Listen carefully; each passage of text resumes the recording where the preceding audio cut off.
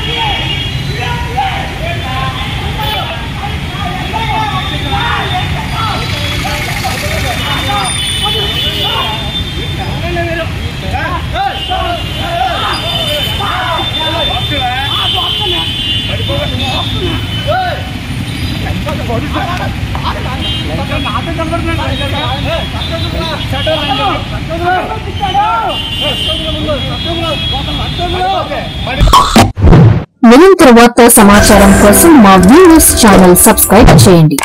Notification కొరకు bell icon ని activate చేయండి.